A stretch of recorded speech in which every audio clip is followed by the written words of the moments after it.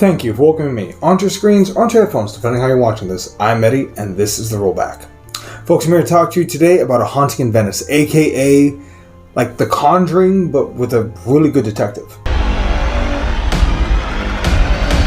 So, right off the bat, I want to praise this film for the change in scenery. The first two films obviously took place in different pieces as well, one in a train, one on a boat in the Nile, but the change in scenery is perfect, not just for the scenery, but also the genre itself. The idea of having a detective debunk or attempt to debunk mystics or ghosts is intriguing and honestly something that people find very entertaining.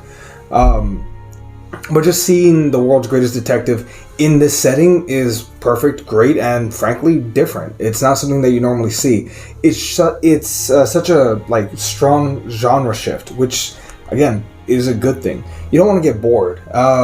For the first two films, you guys have already know, I've sung my praises for Murder on the Orient Express, whereas Death on the Nile felt like a very steep step down, whereas this one, I'm happy to say, feels like a massive step up. In the story, Hercule Poirot, I hope I'm pronouncing that correctly, it's his third outing along with Kenneth Branagh. He's the one that actually portrays Hercule Poirot. He's also the director. And in this third outing, complete tone shift into horror, which admittedly this one did have a few jump scares, nothing too crazy, but it does go in that horror centric vibe.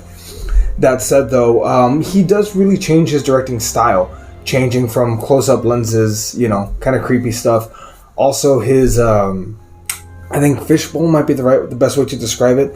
Different senses, the way he plays with scares and the way he plays with Hercule having these images. I don't want to say that he's being haunted, I don't want to give spoilers, but he presents stuff in a different way than he did in his previous films, and props to him for attempting to adapt. That's a good thing, and I praise him for that.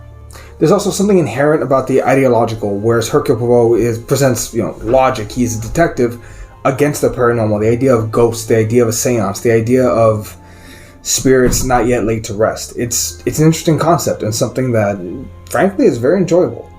I also want to give a shout out. So this story, one of the hard things about detective stories is laying enough groundwork for you to be able to solve the murder mystery, which is one reason why these movies aren't really done anymore. They're very niche, but part of the reason is because they're hard to do and hard to do well.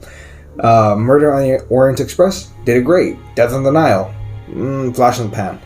This one, I'm pleasant to say, does it great. No spoilers, but you can figure out who the killer is if you pay attention throughout the film before Poirot actually presents you with the facts and what happened. You can figure it out for yourself. Between that, the great ensemble, the great camera play, the change of cinematography, between everything, the movie's solid. I would say an A. If Murder on the Orient Express is an A+, this movie's an A. Death on the Nile, C+ at best. So this movie, solid way to round out the trilogy. Although hopefully, I do hope we get more of these films. They're relatively mid-budget compared to, $300 million blockbusters. These films are about mid-budget, a solid investment. Movie has not come out internationally yet, but I believe it's going to do well, and hopefully we get even more of these great stories. But what did you think? Go in a comment down below. We'd greatly appreciate it. And yeah, catch y'all later. See everyone.